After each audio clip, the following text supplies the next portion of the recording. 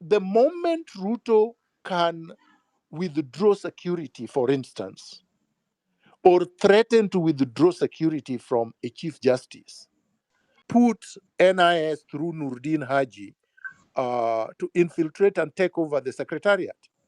So by the time you have the commissioners, whom is going to basically populate by infiltrators from ODM and other parties, it would be the people who have been subjected to human rights abuses. The only institution that has ordered restraint in executive excesses, even though their orders are not obeyed or complied with, is the one that they're accusing of corruption. But they don't end there. It's not just an accusation. Because if somebody was just alleging something and then tabling evidence, we would still demand more. We would still say, okay, you're the head of state, you're the head of government, all the instruments of power are under your office. Why haven't these people been arrested? Why haven't any one of them been taken to the Judicial Service Commission so that you table the evidence, you follow due process, and you can institute a commission to remove them from office? They have tenure, but there is a legal, constitutional process of disciplining them, bringing them to account, removing them from office. He hasn't done that. So this is, it smells of exactly what it is. It's a hatchet job uh, that Ruto has come up with to manipulate the judiciary, to control them in paving a way towards his coronation, which he's busy designing. If you look at the IEBC, he's already completed the design. He's captured the IEBC electronic voter registration system. It's cloned. It's now being controlled from State House. He's cloned the secretariat infrastructure. He's put NIS through Nurdin Haji to infiltrate and take over the secretariat. So by the time you have the commissioners, whom is going to basically populate by infiltrators from ODM and other parties, he would believe, or he thinks, that the conspiracy of preparing for the coronation is complete. So now, what is the wild card?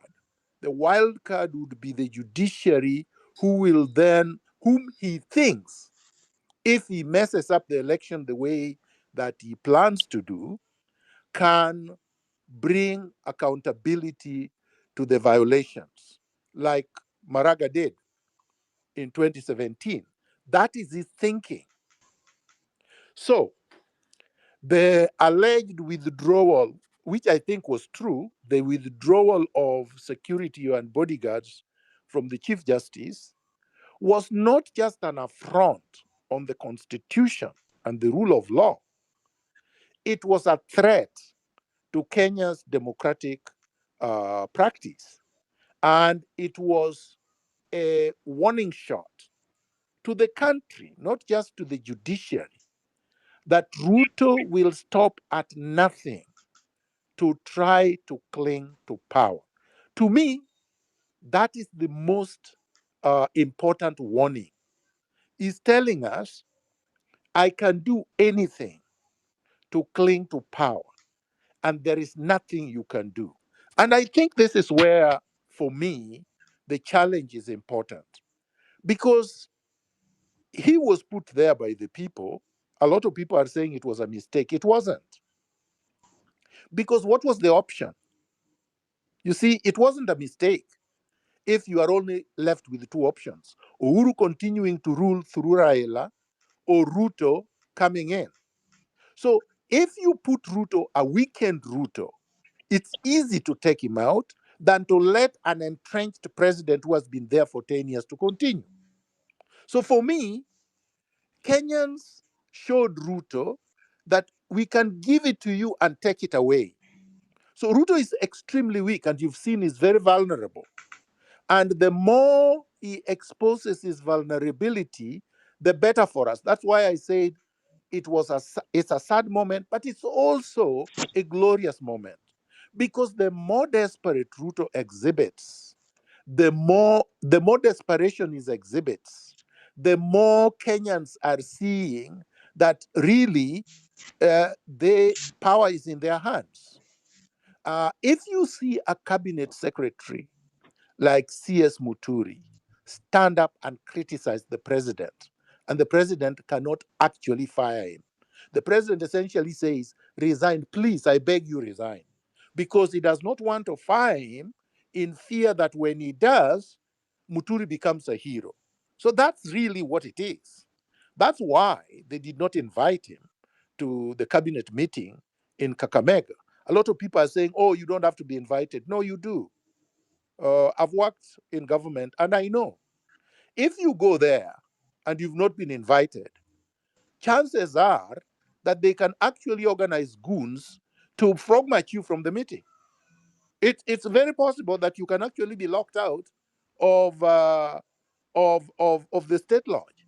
I mean, Ruto himself, when Uhuru was president, missed so many cabinet meetings because he had not been invited. So he can't play games and tell us that we can't remember. This country cannot be a country with a memory of a chicken. So we do remember. Ruto himself could not even enter his residence at the coast when he was deputy president because Karanja Kibicho had not given him the keys, had locked up the place. So if they could do that to Ruto as deputy president, what is a cabinet secretary attending a meeting that he's not been invited to? So this is good for us, actually. The more cabinet secretaries leave Ruto, show a backbone, and and criticize him or contradict him, the better for us.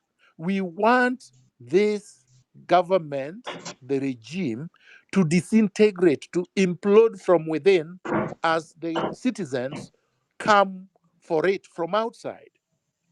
It must be made completely, the country has to be made, in my view, completely ungovernable so that Ruto feels that he has to be campaigning 24 hours to be able to get little bit of legitimacy, which he can't get. So like now, where is it that Ruto thinks he's getting support? He thinks that he's getting support from Nyanza. But don't be deceived. Nyanza is not behind him. Luos are not behind him. Luos are just there because of fatigue, political fatigue, economic fatigue, emotional fatigue. Uh, Luos have been battered since 1966. So anybody can get tired of being consistently battered. If you see even the recent deaths and disappearances, it's mainly Luos that have been targeted, actually. Uh, don't let anybody be deceived. Every cycle of insecurity in the country, and when a president feels vulnerable, they assassinate Luos. And I want to say this without any fear of contradiction. Who was the first assassinated major character in this regime? It was General Ogola. I mean, that's the truth. Recently, who are the major figures in Kenya who have died mysteriously? It was Roslyn Odede from Kenya National Human Rights Commission, and then the so-called president of Molo, um, Richard, who is being buried probably today, and there is another disappearance from Nakuru, and the line goes on. And who are the people pretending that they are in government and are protecting them? Also, Luos. It's a major embarrassment. But I'm not saying only Luos are being persecuted in this government. I'm simply saying the contradictions are glaring and Kenyans are seeing it. And the Luos that he thinks are going to replace the Kikuyus who have basically voted with their feet so that he can organize a coronation are not with him because they can see transparently what he's doing. So therefore, he goes to Western and he thinks swallowing Mudavadi's ANC is going to be a reprieve. Mudavadi, who cannot even be elected a member of parliament, in Bahatia right now, in his own home area, he can't be elected a member of parliament if he were to vie. So Ruto is finished, politically done, and there is no escape route. I'm going to finish here by saying that the onus now, the duty, is in all of us, patriotic Kenyans, people who have been in the trenches, people who have memory, and I know a lot of people do, people who have a sense of dignity and a sense of self-worth, people who know what citizenship means and the powers of a citizen vis-a-vis those they delegated responsibilities of public office to, uh, people who understand the constitutional remits of what a president is supposed to do or not supposed to do what we must do. And that is rally each other, mobilize each other, encourage each other, support each other, expose this regime in every way possible all the time, and mobilize and gather in as many numbers as possible in all spaces to be able to push Ruto out of power. So that's my first message, and I thank you. Thank you so much, Dr. Before I proceed to give the mic to Josephine, I have one question to you and Judiciary, who can maybe step in and save the occasion the way Maraga did. Back to you, Dr. Oh, so thank you, Marge. So let's start with your last point, the independence of the judiciary. You see, Kenya is supposed to be um, a democratic country governed by the rule of law. That's what we want. That's what we expect. That's what we aspire for. That's what many people assume Kenya is. Kenya has a constitution with a robust Bill of Rights. And Kenya has a constitution that carves out the role of the judiciary as the only independent arbiter of disputes, legal disputes. So whether it is legal disputes within government, between government departments, or between citizens and the government. That's the only arbiter. It is the place where everyone is supposed to go to plead or to present their grievances and present the evidence and let the judiciary, which is not affiliated to either side, listen to the case I can't and hear decide anything. the What's up? matters impartially. That, for a very long time, has not been happening in Kenya. So, from 1963, literally, to 2010, we did not have an independent judiciary. We had a judiciary that was whimsically appointed by the president in power, and that was first and foremost answerable only to the president. And whatever the president wanted, the judiciary did. Essentially, during that period of time, even though Kenya was supposed to, quote unquote, be democratic, the president was above the law. the president was unimpeachable. You could not challenge the president. That stops, at least legally, under this constitutional framework. So, under our constitution, the president is not above the law.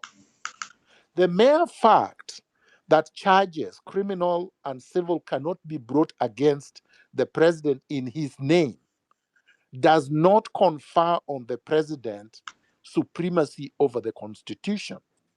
It simply means that for the term that is in power, he has some immunity. Immunity. It's not being above the law. Immunity is conferred for that period of time for specific things. But if, say, for example, Ruto was to shoot someone, there is no immunity against bringing charges against him. If Ruto were to commit crimes against humanity, which I believe he has, but we would need evidence to be able to confront him with that, he can be charged by the ICC. And warrants of arrest can be issued, just like they were issued the other day against Netanyahu, who is also the prime minister of Israel. So if this could be done against Netanyahu, who is Ruto? So he's not above the law. And of course, international law is part of our laws in the pursuant to this constitution. So that's number one. So the judiciary, if this were to happen, if charges were to be brought against Ruto for these crimes that for which he has no immunity, and for which, like international crimes, and for which he would have to be subjected to a judicial process, it's our judiciary first and foremost that would be able to preside over those proceedings. And if that were to happen, you want an independent judiciary, a judiciary which has administrative, has financial, and has practical independence from the executive to be able to preside over those kinds of proceedings, including proceedings against his appointees. Because the moment Ruto can withdraw security, for instance, or threaten to withdraw security from a chief justice, he wants to say that if you go against him, if you don't play by his dictates, he can expose you to danger, to harm, to death, because any thug can now attack you for whatever reason, and you are, you are just left there to the vagaries of nature, as it were. And that is dangerous because we are all human beings. The Chief Justice is not a god or a goddess. And with that kind of threat, if she fears harm, uh, it's conceivable that she could try to comply with the threats. And then that would undermine the rule of law because the decisions that they make, the judiciary, including the Supreme Court, that she heads, will not dispense justice in accordance with the law, the constitution, and the evidence. So, therefore, we would not have a rule of law regime in Kenya. We would have a capricious, whimsical dictates of a tyrant, which is what Ruto is. And so Kenya would no longer be a democratic state. So it goes to the very foundation of the kind of country that we thought we constructed or configured by proclaiming the Constitution of Kenya 2010. So Ruto has fundamentally attacked the foundation of our constitutional democracy, as it were. And this is a danger. It's an existential threat to our constitutional order. So that's my response to that question. So this cannot just be seen as a threat to the Chief Justice. It's not a threat to the Supreme Court. It's a threat to the constitutional order of the country, an existential threat. Number two, uh, to your first question about the former Attorney General and now CS Muturi. Um, eh, I wanted to tell you that it's a good thing. It's a good thing because government is by cabinet. All democratic Westminster governments are supposed to be um, managed through the cabinet.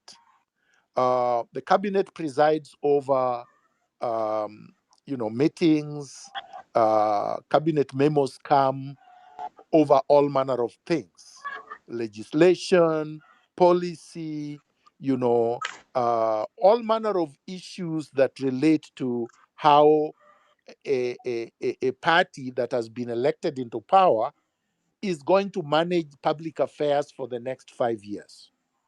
So, because he's presiding over a docket of public service, it's an overarching ministry that touches all other ministries, which means that if a cabinet meeting is held, it cannot be that that discussion will end without issues touching on other ministries are discussed. Issues of personnel, issues of resources, issues of training, issues of just sheer management of government, issues of discipline, issues of promotion, issues of transfer. So there are many, many issues that cut across from ministry